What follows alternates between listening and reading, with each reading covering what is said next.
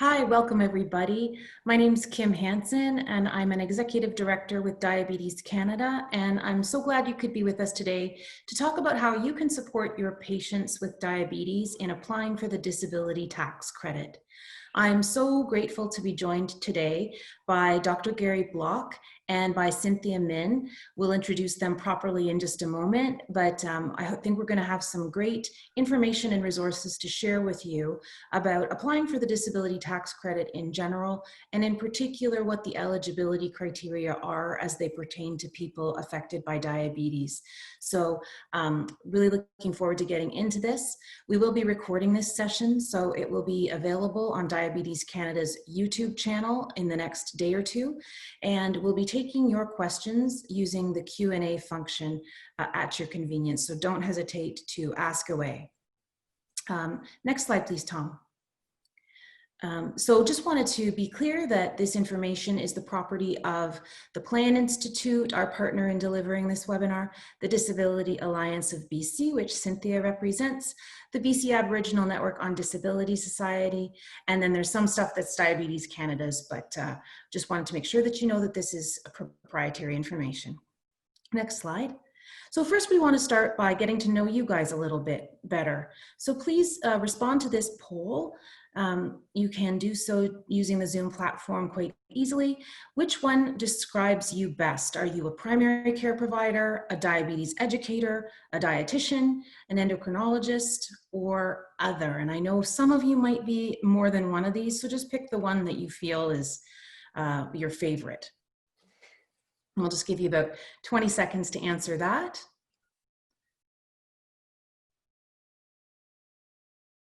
Great, so we've got lots of diabetes educators, a few dietitians, that's fantastic. Thanks so much. Next poll, please, and then we'll get into the meat of this. How frequently are you seeing clients or being asked to help them apply for the disability tax credit? Is that something that happens in your practice regularly, seldom, never? Or are you one of the folks who used to provide support for this but have some concerns now and maybe you're here to learn more about them? So just give us your answer on that.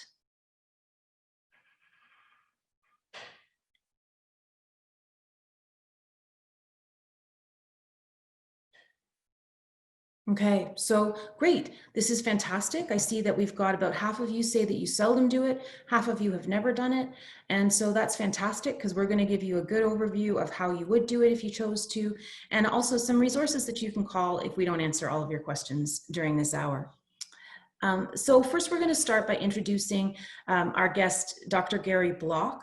And then we're going to give an overview of the disability tax credit. We're going to talk about what makes a patient eligible, in particular, someone with diabetes, and we'll differentiate between those with type 1 and those with type 2 because there are differences. We'll talk about how you can help them apply and how that might fit with your practice as a healthcare provider. And then we'll get into sort of a discussion about how Diabetes Canada has been advocating for this kind of support and why your support is important for your patients. So let's start by introducing Dr. Gary Block. Gary is a family physician with St. Michael's Hospital and with Inner City Health Associates, and he is an associate professor at the University of Toronto. Dr. Block has really been a pioneer on the intersection between social determinants of health and frontline healthcare, and has really helped us to understand how poverty can have an impact on people's health and how healthcare providers can really play a role in alleviating that poverty as a means of supporting the care of their patients. Dr. Block has so many credentials, it would take the majority of the hour to run through them all, but they're listed on this slide. And I just want to really say thank you so much, Gary, for being with us today and for lending your expertise. I'll turn it over to you now to share your slides. Great, thanks so much.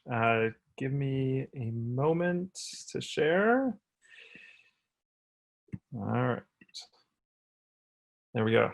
We are all Zoom experts now. Okay, well, it's really wonderful to have the chance to spend about 10 minutes just kind of really, I guess, providing a bit of a context and a bit of a lead in and really kind of an argument for why I think we on the front lines of healthcare should really be paying attention to the disability tax credit. I'll say up front that I don't really have any conflicts of interest to declare. I do get some grant support from the AMS Foundation, which is an independent foundation that I don't think is particularly relevant to the topic of today's webinar.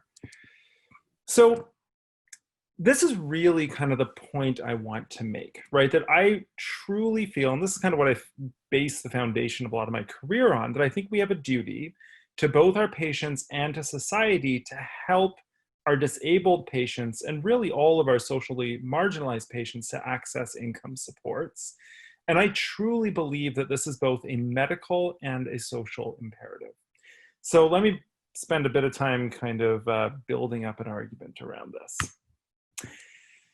So if we look at poverty, these I mean, I'm going to call them wonderful maps. They're not wonderful at all. Actually, they're wonderful only because I can use them to make a point. These kind of terrifying maps of poverty by neighborhood in Toronto. And I like putting it up because it kind of shows you the distribution around the of the poorest neighborhoods, right? And I mean, you don't need to know the details of this. I know many of you may not be in Toronto, but just pay attention to this kind of horseshoe-like distribution that we see around the city. Now, what should be interesting to us is that if we then put up a map of diabetes by neighborhood in Toronto, we see a very similar distribution, right? So as with the poverty map, the darker areas show the higher prevalence of diabetes in those neighborhoods, as they did the higher prevalence of poverty. So there's a real match there, right? Which is no surprise to those of us who pay attention to the literature around poverty and health. I also want to show you actually this map that came out fairly recently of the distribution of COVID by neighborhood in Toronto. Not too dissimilar, right? I mean, these are sort of early days in assessing the distribution of COVID, but you start to see here the similar kind of distribution really through the poorer neighborhoods. And I think what's interesting, if you kind of zoom in actually on downtown Toronto, just want to point, you can see my pointer here, I believe, when I do this. Can you see this? Yeah, okay. So I just want to point out these three neighborhoods right here, right? This is the neighborhood of Moss Park, very low-income neighborhood, lots of low-income housing buildings. This is the neighborhood of St. Jamestown, another very low-income, very dense neighborhood. This is the neighborhood of Cabbagetown, right? So, which is a far higher income neighborhood. Now, what's really amazing here when we look at this in close-up is that we see that this is not about just a geographic spread of this illness, right? There's something else going on here that seems to point to why this illness is more prevalent in these neighborhoods. And I would argue to you that it's about poverty, right? It's about the socioeconomic status of these neighborhoods. So you've probably seen some of this, right? Some of this talk about the relationship between COVID and race and racism, right? What you may have seen less of, and I think relevant to today, is the relationship between COVID and people with disabilities.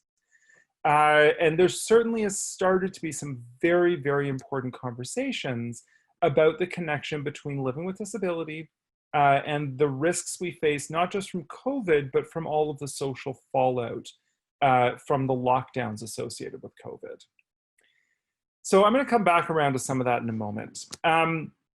What I want to turn to now, though, is the increasing attention that's being paid to the health provider role in dealing with some of the health consequences of poverty and socioeconomic disadvantage. These are just screenshots from articles from Canadian Medical Association Journal, College of Canadian Family Physician Journal, even the Toronto Star. And the question is, why is there this push, right? Why is there now a push within the healthcare community to deal with social issues and really income support issues when it comes to poverty? Very briefly, there's a huge, huge evidentiary basis for us as health providers to deal with an issue like poverty. could spend hours going through the evidence here. I'll say simply that poverty has been shown to be associated with increased prevalence, morbidity, mortality of just about every chronic and acute illness, especially high impact on children, really from the time in the womb all the way through childhood. And in fact, this comes out of data from Statistics Canada, where they estimated that 24% of all potential years of life lost in Canada could be attributed to poverty, right? Second only to cancer, right? So this is a really big health issue. And also important to point out that it's not just about poverty, it is also very much about the degree of income inequality and really social inequality in our society. Where a study out of York University a few years ago estimated that our degree of income inequality is associated with a premature death of about 40,000 Canadians per year, right? That's not a misstatement. And what that relates back to is, if we start looking at this in terms of inequality, we start seeing that certain groups are vastly disproportionately represented amongst people who live in poverty. These are the rates amongst some key groups, right? Children and single parent families, refugees, Indigenous people, seniors, no big surprise there. But one that's not on this graphic that I think is really important to bring out are people with disabilities. And this is a different set of data that looks at the rates of poverty for people who live with a disability and without a disability, right? There's a fair bit of data here, but if I just point out to you the top section here, that if we look at the rate of poverty for people without a disability, it's about 9%. For people with a disability, it's over 23%, right? It's almost a quarter. So that's a pretty astounding number, and you'll see that holds true for women and for men, right? Slightly higher impact on women. What also is, I think, important to realize is that there's a higher rate of poverty as the severity of disability goes up, right? And so the lighter blue bars you see here represent people with more severe disabilities. The darker blue represent people with less severe disabilities, right? Very important to think about in the context of something like the disability tax credit.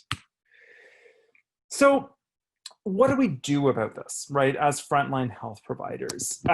These are reports that have come out in the last few years from big healthcare organizations around what we can do on the front lines about what we call the social determinants of health or health inequities. So there's some guidance there. And I've certainly been involved in developing direct frontline tools for use in this type of setting.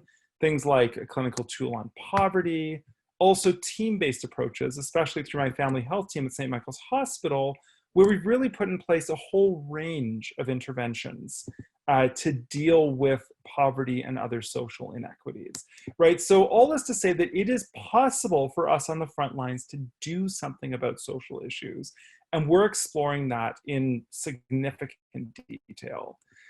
There are still big challenges, though, for those of us right on the front lines dealing with patients one-on-one to navigating the systems around helping people improve their income.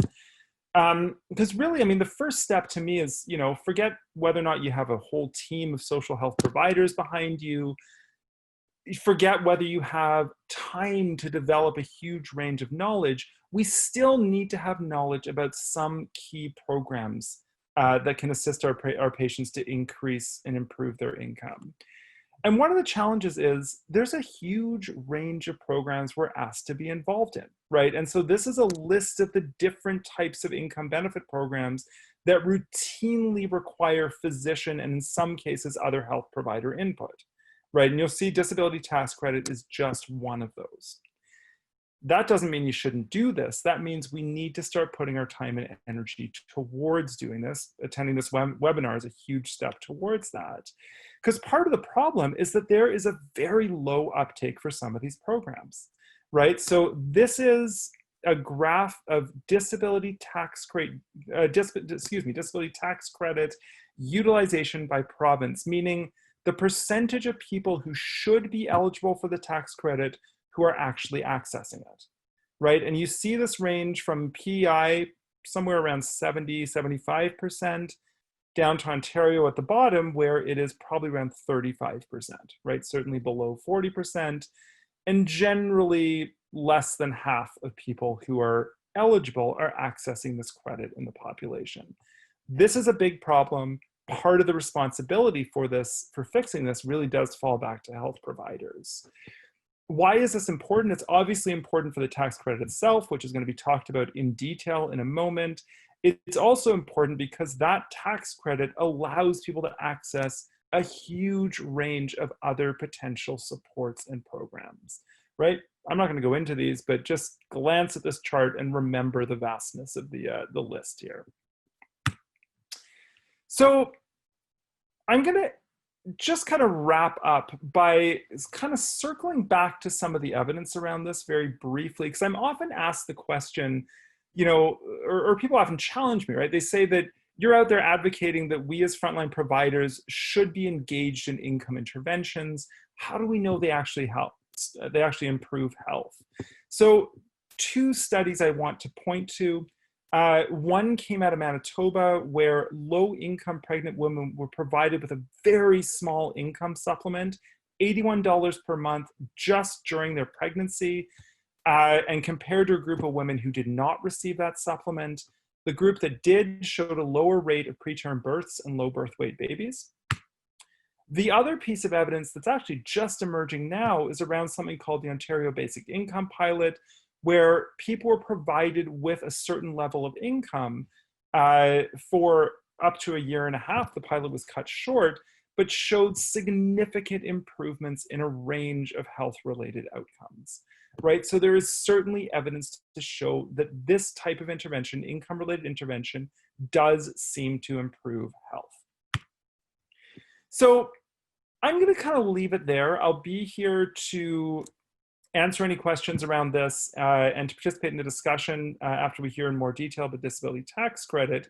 But again, hopefully I've kind of started to make this point that I really do think that we have a duty and imperative to work with our patients to help them access income supports as a core part of what we do as health providers. So I'll leave it at that. Thank you. Thank you so much, Dr. Block. That was just fantastic and really excellent context for us all as we look at how healthcare providers can support their patients in accessing this program. I think that you've made the case very compellingly.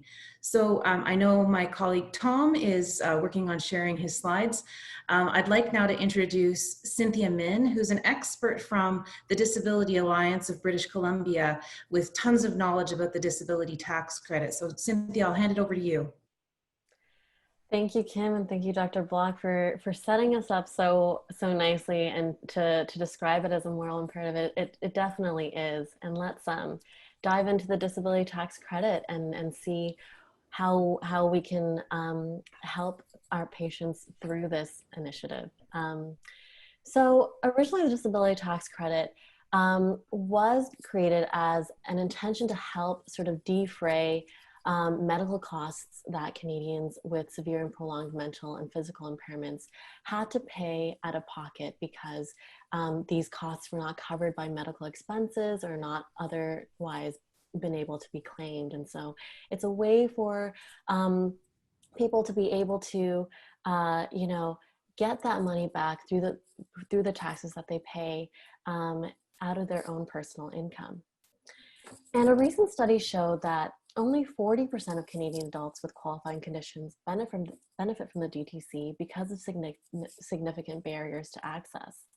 And we saw the graph that Dr. Block pulled up that showed how difficult it was province by province for people who were wanting to access this and having no access to it. And we can imagine some of the barriers would be, you know, existing physical and mental health barriers, a lack of awareness, common misconceptions about eligibility criteria on the part of individuals and families, as well as healthcare professionals. And it's a lengthy and confusing application process. So there's also a lack of support there for people who are wanting to access it. So next slide. But why should people access it? Well, what is the DTC? I discussed a little bit how it reduces the amount of taxes that someone eligible owes. Well, this differs by province and by personal income. So the calculation might be different, but it's a sizable amount every year that you could get if you were making a certain amount. And the nice thing about it is that it can be claimed retroactively for 10 years. So let's say you had a patient that was living with their disability for a long time, maybe a lifetime. They can get, money for up to 10 years that they've been living with their disability. Something that is also a great thing is that it can be transferred to other family members or caregivers. So if your patient is low income, isn't paying income taxes, this benefit can also benefit their family members and caregivers. And as Dr. Block says, what the DTC does, it is a gateway to a host of other benefits, and Canada Workers Benefit being one of them. And that's just a top up for anybody who's a lower income and has a disability, and also child disability benefit. So if you have a child with a disability, that would be a monthly top up for that as well. So that provide significant financial incentives for you to get that. The last one is the Registered Disability Savings Plan, which is a long-term savings plan, not unlike the RRSP and RESPs, but can allow your patient to get significant financial contributions for the government, up to $90,000 if they're under 49. So those are just a snapshot of a few things that they can get because of the DTC and why the DTC is really important. So who can help? Well, there's no preferred medical professional, but different medical professionals can certify different categories of the form. So medical doctors and nurse practitioners can certify all sections of the form, whereas different specialists can certify for different categories. So optometrists for vision, audiologists for hearing, and occupational therapists can actually certify for any impairments in walking, feeding, and dressing, or the cumulative effects of those three categories, and so on and so forth. Next slide. Yeah. And how do you know if your patient is eligible? Well, if your patient is eligible, it means that they have a severe and prolonged impairment in mental and physical functions.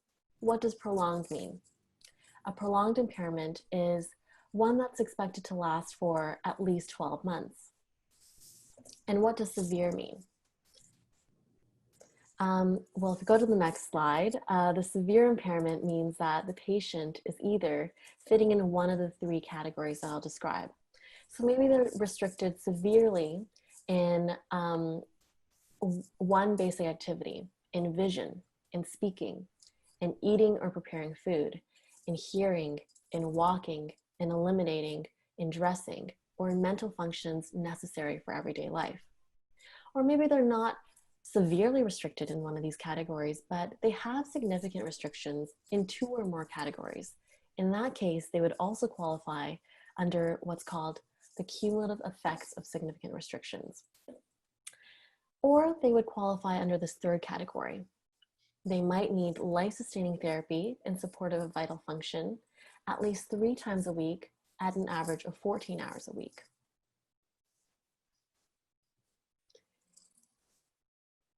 So let's say your patient requires life-sustaining therapy. If they have diabetes and require insulin therapy, then they probably would qualify under this category. Other things that patients might have is maybe kidney dialysis or things like that, other vital functions. Again, we want to make sure that the patient would qualify for this for 14 hours a week, at least 3 times a week. The CRA is very stringent on those types, those categories. But you might find that people with type 1 diabetes that require insulin therapy commonly qualifies in this category. And I'll turn it over to Kim, who will explain a little bit more about insulin therapy and examples and things that you might include in the form. Thanks so much, Cynthia. And before I dive into these activities, I'd like to make two comments. The first is just to say that I'm speaking from personal experience as someone who lives with type 1 diabetes. And so partly with that context, I wanted to address a question or a comment that I've heard from a few different healthcare providers over my years with Diabetes Canada, who have said to me that they have hesitated to support their patients with diabetes in applying for the disability tax credit because they don't consider diabetes a disability. And I really take that point. There are a number of people living with diabetes, type 1 diabetes, or type 2, who don't identify as having a disability in the broader sense of that word. And I really support that. I don't go through my life sort of thinking of myself on a day-to-day basis as necessarily being someone with a disability per se. I think what's important here is to remember what Cynthia mentioned a few moments ago about the initial purpose of the disability tax credit, which is to help defray additional medical costs that some Canadians bear by virtue of living with a prolonged medical condition. And that is certainly the case with diabetes. We can't cure it, and it definitely is costly. So people with diabetes can meet the definition of disability under the Income Tax Act, and that's really what I'm focusing on today. So where it concerns people with type 1 diabetes who are on insulin therapy, obviously, and who are applying for the disability tax credit under the category of life-sustaining therapy, they can count the time. So as Cynthia mentioned, they have to show that they're spending an average of 14 hours per week on activities, eligible activities related to their care.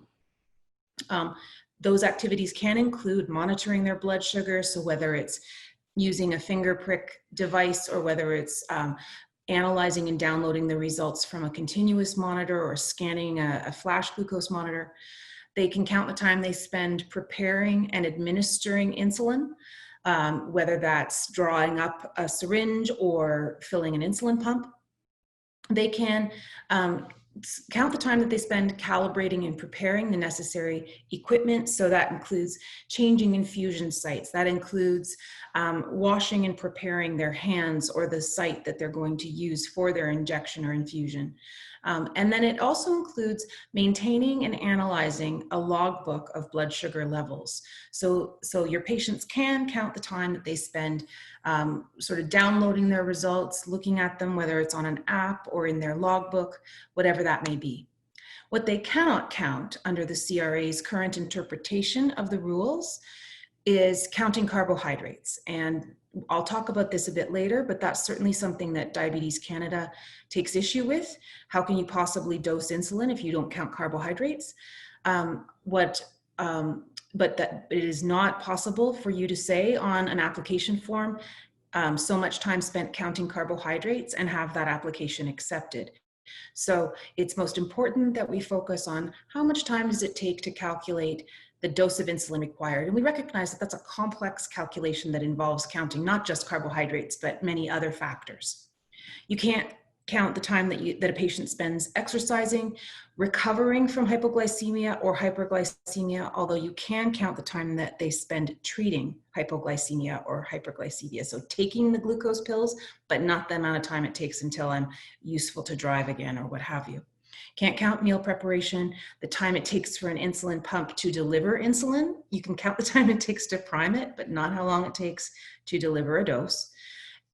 Or attending medical appointments or shopping for medication or devices or supplies. Next slide, please, Tom.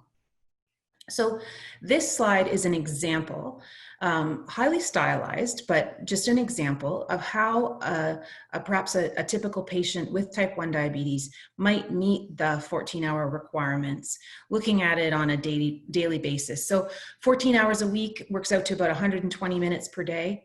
And when you think about testing your blood sugar sort of 6 to 8 times, which is not uncommon for someone with type 1, washing your hands each time, sort of going and getting your equipment and changing your lancet and loading a test strip, all those things, they can add up. When you think about time it takes to dose insulin, to draw it up, to prepare the site, etc. Time to treat, to assess whether you're having a low blood sugar or a high when you're feeling funny, and then to take action accordingly. Many people with type 1 might need to test ketones, say obviously very frequently when they're sick, but say maybe an average of once per day. That's an eligible activity. Logging their readings, I mean, that certainly takes up a fair bit of my time. And I set aside time at least daily to look at my sort of trends, as well as weekly to do a bit of a deeper dive and understand patterns and make adjustments to my rates and dosing. So the point that I'm making here is that one oughtn't to kind of copy this for their patients. Each person's different, but insulin therapy is insulin therapy, and when it's being done relatively intensively, it can be a time-consuming activity.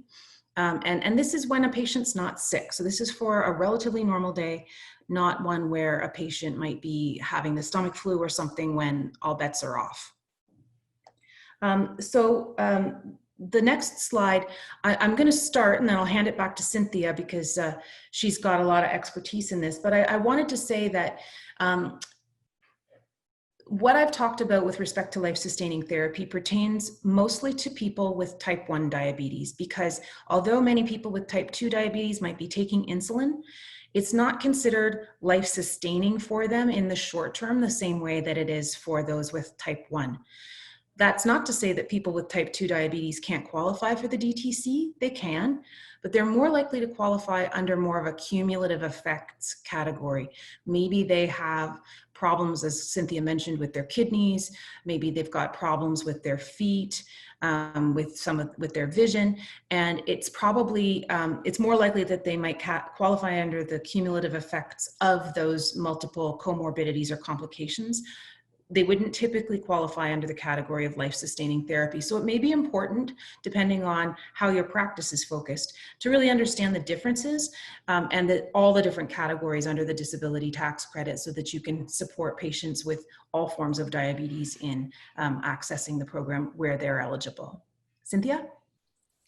Thanks so much, Kim. That was so helpful and so detailed. And I hope that also conveys, you know, the amount of detail that sometimes this form requires. And that can be really hard for, you know, from a health practitioner perspective, because maybe you don't have access to your patient's day-to-day life. And that can be difficult to help fill out the form. A lot of times what that means is, you know, having that conversation with your patient, asking them to log down what their restrictions are on a daily basis is so important. And making sure that you're taking the time to go through different medical reports or things like that can be really informative for when you fill out the effects of impairment portion of this form.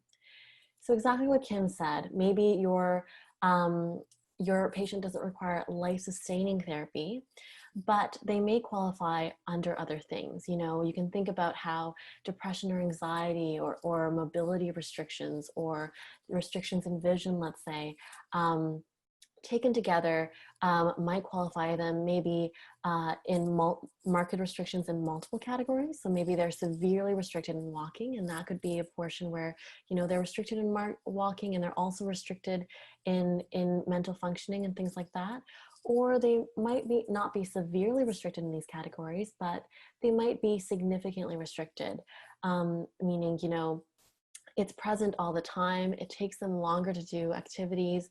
And, you know, they would qualify under what's called the cumulative effects of significant restrictions. When you're thinking about this in your own role in talking about this, you might find that maybe you're a specialist and you can't certify all sections of the form. What you might do is consider sharing letters and reports with other qualified professionals. So what this might look like is, you know, you have your primary healthcare provider being the person who signs the form, but let's say a psychologist writes that primary healthcare provider a letter in support of the DTC application. This will help the primary health provider feel enabled to say, okay, I can certify now that this person is severely restricted or significantly restricted in mental functioning, and I can put that on the form. And when you're thinking about how to describe the effects of impairment that your patient might be experiencing, you want to think of and pick out key phrases that the CRA has deemed important when thinking about how they might compare to someone without restrictions. So you want to think, are these restrictions present substantially all the time? Now that can be a misnomer, because that can maybe make it seem like somebody is, as restricted, severely restricted all the time. But what it also includes are things like periodic or episodic or recurrent episodes or experiences that someone might be facing restrictions. You might look at, whether or not your patient requires assistance to perform any daily activities. Are they able to manage an activity by themselves? And compare them to someone without the restrictions. Does it take them 2 times as long to complete an activity? If so, they would be significantly restricted and might qualify under cumulative effects. Does it take them 3 times as long to complete an activity? If so, they might qualify under the marked restriction. And so those kinds of distinctions are really important for the CRA and can be kind of a very good strategy to use when writing your effects of impairment. And here are some more strategies. So like I said, sharing reports and things like that, so important. What you want to do is keep a copy of your original application and supplementary material. And that's because if ever your patient needs to reapply, or if the CRA has any questions, you have the medical documents necessary to help your patient, and it will be quicker and more efficient. And a few things to remember: that eligibility is not based on diagnosis, but rather in functionality. So it's not, saying that someone has type 1 diabetes is no longer enough. What you want to do is log how many hours someone might be needing in order to treat this diabetes. But we want to also make sure to say that the DTC has different eligibility criteria than other disability benefit applications. So what Kim was alluding to at the beginning, saying, helping someone with this application doesn't necessarily mean you're saying diabetes is a disability. Rather, you're looking at different eligibility criteria and helping your patient where they can. And in this case, diabetes would qualify in the Income Tax Act as a disability. And that's how you can help your patients. And helping people with this form doesn't actually take away from treatment. So a lot of times you might be saying, oh, I want my patient to improve, and I want to instill a sense of, optimism into their treatment plan. Remember that they don't have to disclose the status to their employer. They don't have to identify or disclose it to anyone. And if conditions do improve, status can be reviewed as well. So they can always reapply, or the CRA will check on statuses. So it's not a deterrent. Your patient does not have to be totally disabled to qualify. So hopefully what we've conveyed is that it's not that your patient has to be bedridden or be immobilized or things like that. There are gradients to this, and there are opportunities for you to speak to your patient and see if they would qualify under the different categories.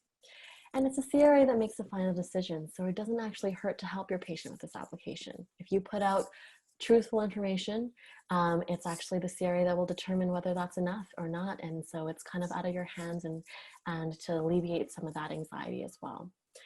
We want to say that medical practitioners can charge fees for completing the form, and the nice thing about it is that applicants can actually claim these fees as a medical expense. But kind of referring back to what Dr. Block said, if you have patients that are living in poverty and you understand, kind of intersectionally what your patients are going through, you might consider, lessening your fee or making considerations, because some patients may not be able to afford these fees. After submitting, so let's say your patient has now submitted your application, it's been submitted to CRA. It may take 3 or 4 months for the CRA to make a decision, but if they require more information, they might actually send you an additional questionnaire. What we recommend for this process is to stay consistent. So they'll send you a letter asking you specific questions. Stay consistent with your original application. Don't add too much new information, and make sure that you're not inconsistent with your application, because that will just lead to more discrepancies and may lead to denials. Here are some possible responses. So you might find your patients approved for a number of years, let's say 2015 to 2020. that means that your patient will have to reapply. And we do see cases where patients are approved from now until future years, so kind of an indefinite amount of time. Even in these cases, sometimes the CRA will want to check on their status, but what that means is that patients don't have to reapply unless the CRA asks them to. Or they might be declined. And we often find that this is not because of a patient's ineligibility, but it's because of the discrepancies described in the form or the way that the form is filled out. So reassure your patients, it's not the end of the road. There are more options. You can either help your patient add more medical information, or they can formally object by sending an objection letter to the Chief of Appeals or to tax court. Yes. And we'll leave our contact information at the end of the presentation for you to take to your patients if they need help with any of the process or steps. But I'm going to bring it back to Kim, who will talk more about advocacy and diabetes and how that's affected that. Thanks, Cynthia. And one of the things that you can certainly bear in mind if you ever start to notice a pattern in the sort of number of people that are, if you see an uptick in the number of people who are being declined the disability tax credit, it might be an opportunity to reach out to a patient organization such as Diabetes Canada, which is exactly what happened in May 2017. And so I wanted to just spend a couple of moments going back over a recent challenge that people with diabetes had in accessing the disability tax credit, because I know that it's a concern still for many healthcare providers who became aware of the problem when it was occurring and who may not know what the current status is. So in May of 2017, the CRA made a change to their own internal administrative processes via which they evaluate applications for the DTC. So there was no change to the Income Tax Act or to the regulations. It was just a kind of a procedural change that resulted in every adult with type 1 diabetes being denied the DTC. So it was just like all of a sudden a tap got turned off. And so many clinics did reach out to Diabetes Canada, many patients reached out to us. And we dug in and found that there had been that change made. We got together with JDRF and a number of patients who helped to advocate, and we were able to get that change reversed. And so by December of 2018, the CRA undid that administrative change, and then they reviewed all the people that they had declined during that period where that procedural change was in place. They also, at our request, reinstated a disability advisory committee that had existed in the early 2000s, but had kind of fallen by the wayside. And this is a group of representatives of multiple patient organizations or patient groups who advised the CRA on administrative problems with the disability tax credit. And they made a phenomenal first annual report last year, which included a number of really important recommendations about how the DTC could be streamlined, made available to more Canadians with a variety of disabilities. And in particular, they recommended that people who require life-sustaining therapy like insulin therapy, i.e. people who have type 1, should automatically qualify. Now, the CRA has not yet embraced that recommendation, but we continue to advocate that they do. I would also say that partly as a result of the advocacy that the community did, the Senate studied the problem and also made a number of recommendations. And I'll comment on some of those in the next slide, please, Tom. So things are better. The tap is kind of on. It's still flowing. I would say anecdotally, our sense is that about 60% of adults with type 1 diabetes who apply for the disability tax credit seem to get approved on the first try. Some others have to struggle a bit more. So it is definitely worth supporting your patient in applying if they're living with type 1 and they're taking intensive insulin therapy. But we are continuing to fight to make it more equitable, more available for people with diabetes and to reduce the burden on healthcare providers. Because we know, as Dr. Block mentioned, it can be something that takes up a significant amount of time that clinicians have. There are many forms and programs that you are often called upon to help your patients access. And we believe it should be made as easy for you as possible.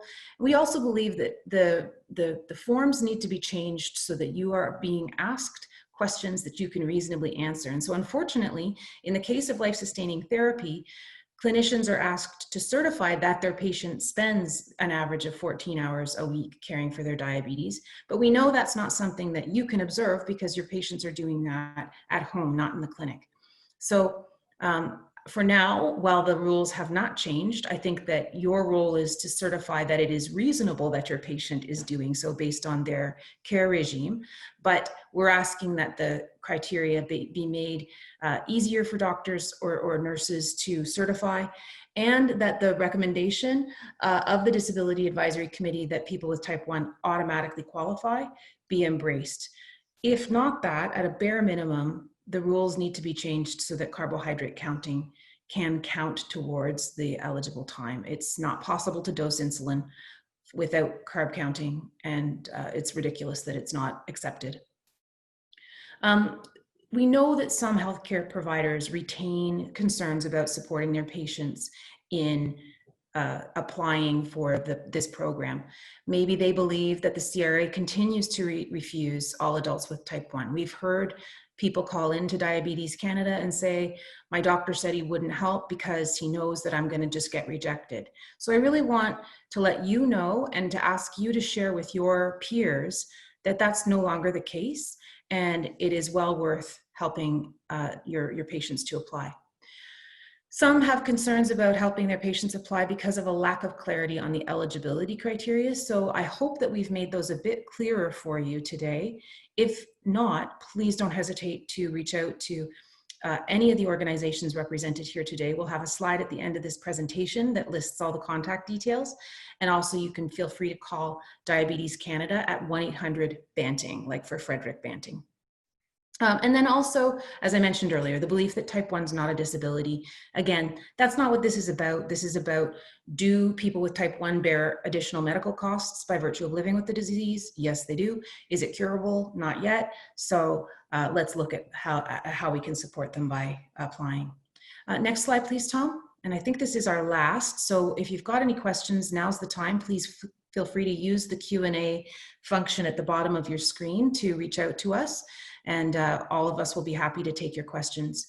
I guess that I just wanted to close by reiterating that Canadians living with diabetes who do not have any medical coverage through work or what have you can spend up to $15,000 a year in out-of-pocket costs caring for their diabetes. And that's not counting, parking at hospitals or transportation costs to receive care or lost income due to the time it takes. That's just the cost of the test strips and the insulin and so on. It's an expensive disease to live with. We did some research a number of years ago whereby we found that almost 2/3 of Canadians report that they haven't been able to follow their treatment plan because of these high costs. And that's, as you know better than anybody else, that impacts their health, both short-term and long-term. So this is an important tool. The DTC, as Cynthia mentioned, its value varies based on the income of the person who qualifies for it, but its average value is $1,500 a year. And that's not an insignificant amount for most people. And it also is a gateway to so many other programs, such as the Registered Disability Savings Plan, that can really help people save a nest egg against future medical costs or against periods where they might be unable to work due to complications of their diabetes, etc. So it matters, and it's worth the extra effort. We're going to work on making it as easy as possible on you. That's our role at Diabetes Canada, to advocate for those kinds of changes. But I would really encourage you to think about your role in supporting the financial well-being and thereby the physical and emotional well-being of your patients by helping them to access this program where you feel they may qualify. So the last slide, Tom, is just a link and to some of the information sources, a telephone number that you can call yourself or point your patients to where they can get more information. Again, please don't hesitate to reach out to Diabetes Canada for more questions or information, or with concerns if you have any. Before I close off, I'm not seeing any questions so far in our Q&A function, but we do welcome them. But maybe just before we end, I'll ask if Dr. Block or Cynthia would like to add any kind of closing words or thoughts that have occurred to you as we've been talking today. Sure, thanks, Kimberly. I'll just say simply that one thing I often emphasize in my training around providing or supporting the provision of income supports is that as health providers, our role is not to determine someone's eligibility for a program. Our role is to support them in applying for that program and to provide relevant information. I think what you've offered here on the disability tax credit sort of gives us the tools to do exactly that for the disability tax credit. The process of actual disability determination is something that, you know, should always be left to the people who run the program. And in fact, it's something that I think we are not particularly well trained to do, and nor do we need to be concerned around that.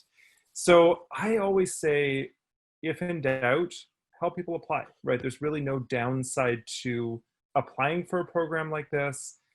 If they get turned down, they get turned down. You can sort of figure out next steps from there, which may be reapplying or may not be, depending on what that person's situation is. But don't turn yourself into the gatekeeper for programs like this. In fact, turn yourself into the door opener, if anything.